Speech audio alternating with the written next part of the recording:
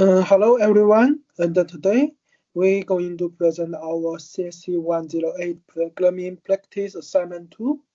Our team is Team 59, Group 3, and the members are Junyu and Kuntao.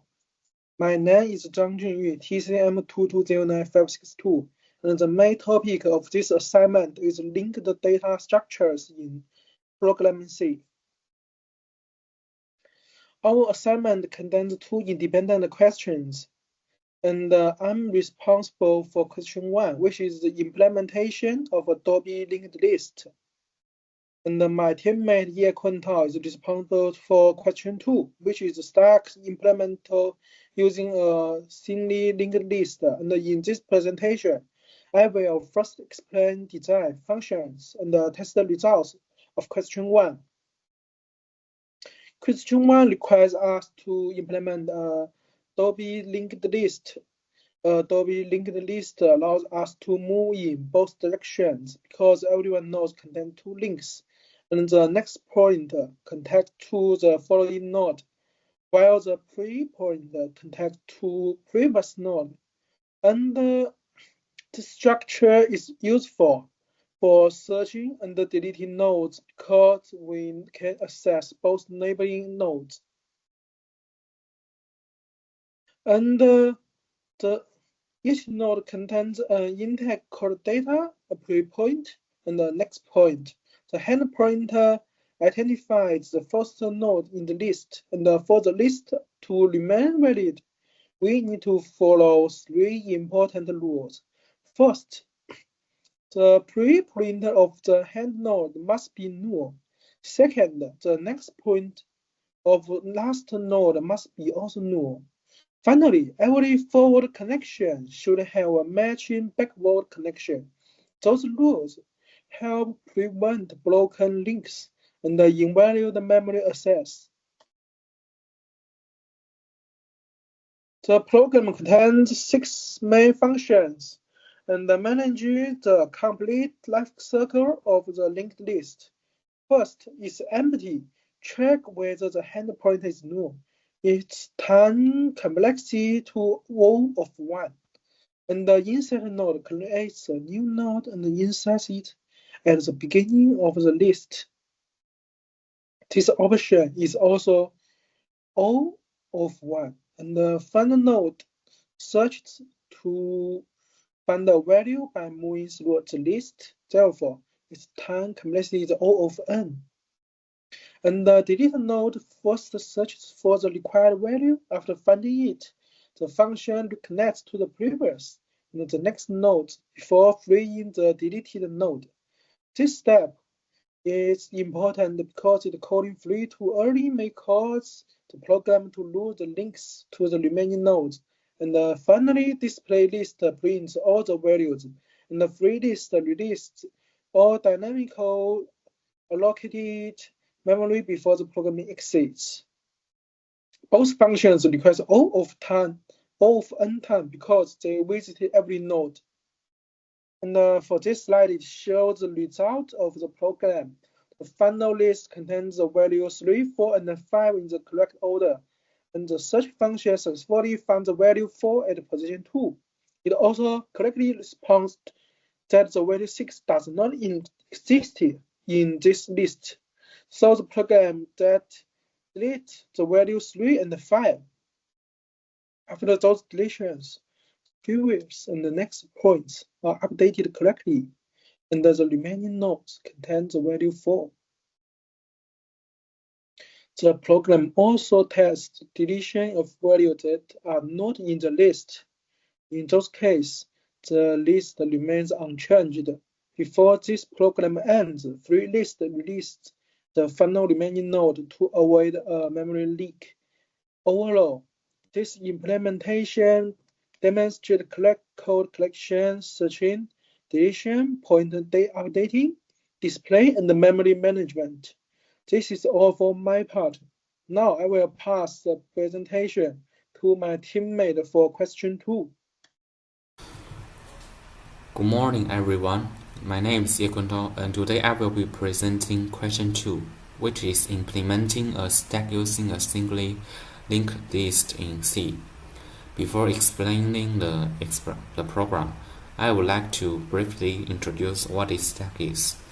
A stack is a linear data structure that follows the LIFO principle, which means last in, first out. In simple words, the last item added into the stack is always the first item removed. A good example of stack is the plates. When we put a new plate on the top, it becomes the first plate we take away later.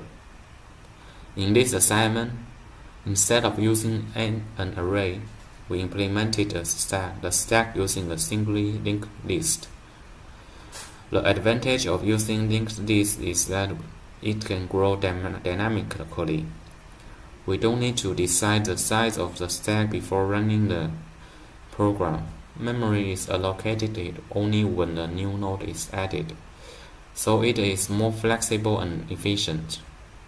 Our program also includes all the required operations, such as adding data, removing data, counting the number of nodes, deploying the stack, and releasing all allocated memory before the program exists.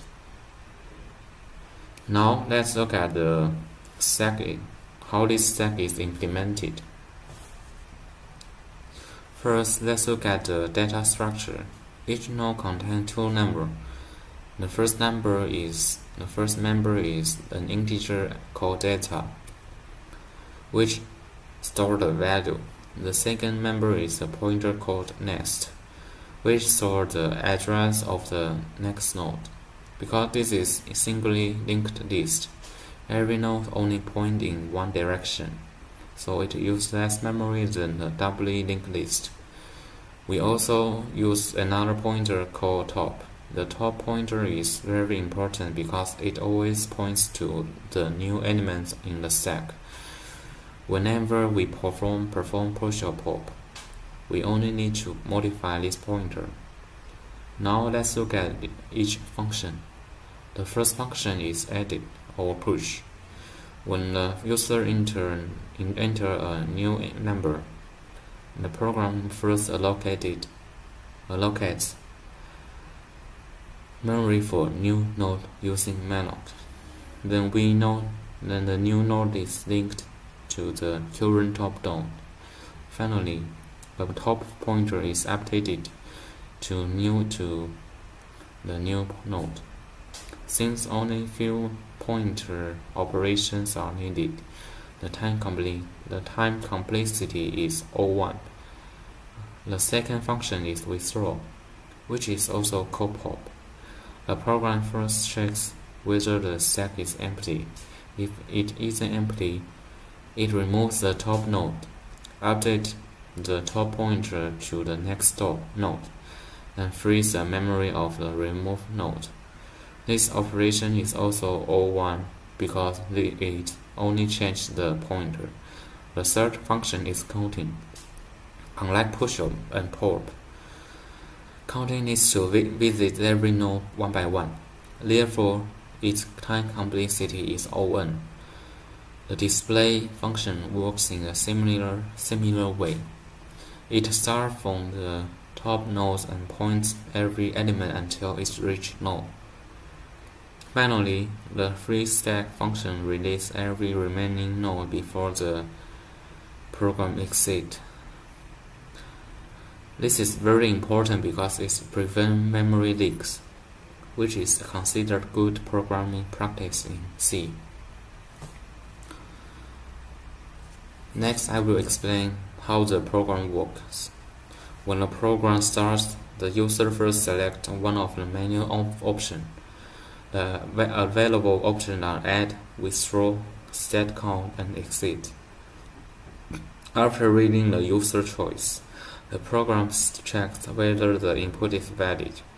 If the input is valid, such as entering a number outside the menu range or entering non-numeric input, the program asks the user to enter again instead of crashing. If the input is valid, the corresponding function is executed. For example, choosing add called the push function, choosing withdraw called the pop function, choosing stack count calculate the total number of the nodes, choosing exit called restack to release all memory before ending the program. We also consider some error situation. For example, if the user tries to withdraw from an empty stack, the program detects stack underflow the prevent invalid operation. This check makes the program more reliable and user-friendly. This slide shows the test result of the program. First, we added 3 members into stack. The order is 222, 333, and finally 111. Since the stack follows the last in first out principle, when we perform withdraw, the last number removed is 111. This much is expected behavior of stack. After that, we testing the counting function. The program correctly report true node after one withdrawal. Then we pushed another value, 444. The counting result became 3 again, which shows that the counting function is working correctly. Finally, when a user chooses exit, the program automatically calls free stack. All remaining nodes are released successfully. It avoids memory leaks and ensures that the program finishes safely. Overall, the testing results show that every required function works correctly and produces the expected output. To conclude, both questions are linked lists, but they are designed for different purposes. The doubly linked list focuses on research and deleting nodes efficiently, while the stack focuses on fast push and pop operation.